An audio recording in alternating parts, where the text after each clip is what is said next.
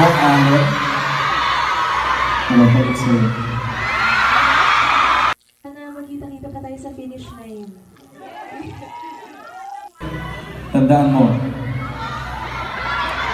Ako, Alan. Ano po sir? Sana magkita-kita pa tayo sa finish line. Welcome back mga kaaldab. Ito na naman po ang inyong lingkod, si Mr. Destiny, at magbibigay po tayo ng pinakamainit na update po ngayon sa social media. Ito yung pinaka-latest ngayon mga kaaldab na mga kaganapan. Pero dito po tayo sa video mga kaaldab na kung saan nga po pinangahawakan. Ano man po yung sabihin nila, ano man po yung kumbaga reaksyon nila sa mga ina-update natin, sa mga pinapaliwanag natin. Well, hindi ko naman po talaga pinapansin yung mga ganyan. Okay lang naman po kahit anong mga masasakit, maanghang, di po ba? Wala naman pong pilitan. Gaya nga na sinasabi ko, basag naman po talaga ang Armain at main fanatics sa akin, di po ba? Lahat po ng mga nanonood at sumusubaybay po sa akin, mga Aldab Nation lang po. Wala pong iba. Common sense na lang po sa mga nagre-react at nagko-komento. Gaya nga po ng video na pinakita ko po sa inyo, na galing naman po kay Mengay at galing naman po kay Alden Richards. Kaya nga po yung iba na nagko-komento na ganito ganyan, Mr. Destiny, okay lang naman po yun. Ang importante lang naman po yung pagsasama po natin. Bakit nga po ba tayo nagtitrending? Bakit nga po ba tayo ang viral? O, tapos sasabihin nila na kumbaga wala ng Aldab, mga delulo, kulto, affected sila mga kaaldab. Nakakatuwa kasi puro pambabas talaga inaabot ko. Talagang kumbaga ireklamo raw tayo, papatigil na raw tayo, kung ano-ano nga po yung mga sinasabi nila, kung ano-ano nga po yung masasakit at maanghang na binabato sa akin, na keso hindi totoo. Wala namang pong pilitan, di po ba? Lagi ko naman pong sinasabi may kanya-kanya tayong pananaw at opinyon. Gaya nga po ng mga Aldab Nation o Armain, main fanatics. Guilty sila kasi nga po tayo, ang dami nating ganap, ang dami nating update. Sila, di po ba? Basag sila kasi si Alden Richards, diretso taping na yan. Di po ba? Taping ng pulang araw. O, siyempre, popromote po sila nila Sanya, nila Barbie Fortesa. 1 month po yun, mga kaaldab. O, sabihin na natin, 2 weeks o 3 weeks po sila mag-out of town. Dahil mababa nga po yung ratings ng pulang araw, kailangan paangatin. Iba po kasi talaga pag naandyan si Alden. Yung aura kasi ni Alden yun na nagpapasaya, talagang nagbibigay po ng kumbaga energy, di po ba, yung pulang araw. Kaya sabi ko sa inyo nung una, napakaganda, talagang kaabang-abang, di po ba, yung si Rian Ramos pa yung nanay nila, na talaga naman pong kumbaga nakakatuwa, na nakakaiyak, di po ba, mga eksena na sa umpisa matatawa ka, talagang pinaglalaban niya, kaya lang sa bandang huli iiyak ka. Pero pagdating sa mga ganito na, marami na nagre-react na parang hindi na siya maganda. Di po ba, parang yung mga eksena hindi na kay Alden tumututok, parang sa mga pinapasikat na mga artista ng GMA Kapuso. Gaya ng sinabi ko, yun naman po talaga yung punto ng pulang araw. Hindi naman po talaga si Alden ang pinakaano niyan. Siyempre isisingit nila yung mga artista po nila. Isisingit po nila yung mga kumbaga yung mga Sparkle Artist Center. Di po ba, gaya nga po ngayon na wala na pong project pagpasok ng 2025, wala na pong teleserye si Richard Paul Carson. Base po yan sa mga nakakalat nating impormasyon dahil po focus na nga po siya sa mga pelikula. Kaya goodbye na po yan sa mga teleserye na ganyan dahil kumbaga ito na po yung time na para sa pamilya niya, hindi po ba? Kaya ang sabi ko sa inyo, antay-antay lang po kayo mga kaaldab.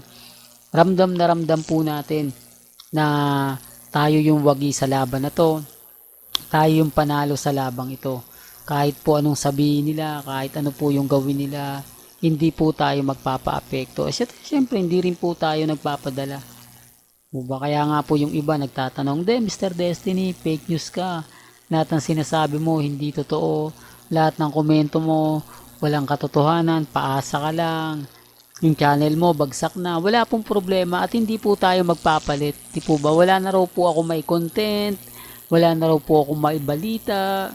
Ang dami kong update, di po ba?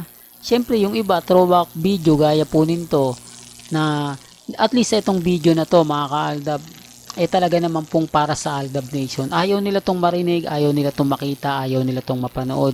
Kaya nga po kapag pinopromote ko to, pinapakita ko, affected sila. Di po ba? Totoo naman po galit na galit sila sa mga throwback video. Etong 2015 o 2016, dito natin makikita ang tunay na relasyon nila Mengay at ni Alden.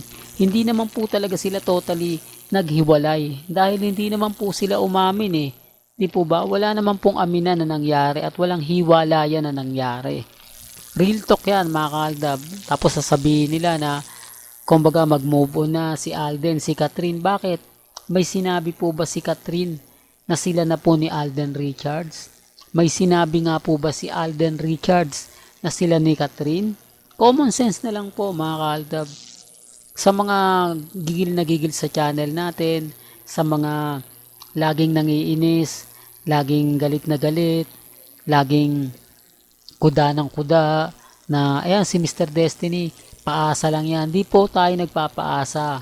Mas marami pong mga mamis, mga titas, mga senyor ang nagmamahal po kila Mengay at Tisoy. Ako lang naman po ang talagang 101%. Di po ba na Aldab Nation? Wala na raw tayong makontent. Common sense na lang. Napakarami pong content kung gugustuhin ko lang. Ang daming update na ibabato ko. Ang daming mga trending pinag-uusapan ngayon na mas marami po akong... Sila nga po wala naman pong alam Di po ba? Hindi nila alam kung sino yung mga nagtitrending. Sino yung mga celebrity na pinag-uusapan ngayon. Samantalang ako, kayang-kaya ko naman po magbigay ng update.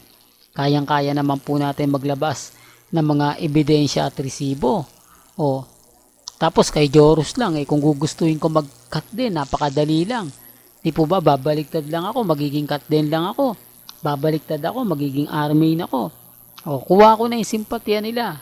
Pero hindi ko naman po gagawin yon at never natin gagawin yon kasi Aldab Nation po tayo Di po ba? Simula't simula pa lang, tayo na po yung magkakasangga, tayo na po yung magkakampi. Kaya bakit po ako bibitiw?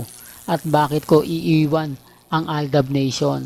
Gayong isa po tayo sa mga nakipagsiksikan, nakipagbalyan, kumbaga, agahan sa pila, yung unahan, di po ba, gabi pa lang naandun na tayo, nakikipagtulakan, mauna lang sa bus, papuntang Philippines Arena. Kaya nga po sabi ko sa'yo, mas masarap pong gunitain ang mga matatagal na, kaysa naman ngayon na pang showbiz lang. Wala naman po silang nakikitang direktang may relasyon si Catherine at si Alden. Yung mga fans lang naman po yan tapos galit sila sa akin. Sila nga po, hindi ko naman pinapansin. Di po ba? Sabi ko nga, dapat mag-vlog sila ng sarili nila. Mag-update sila.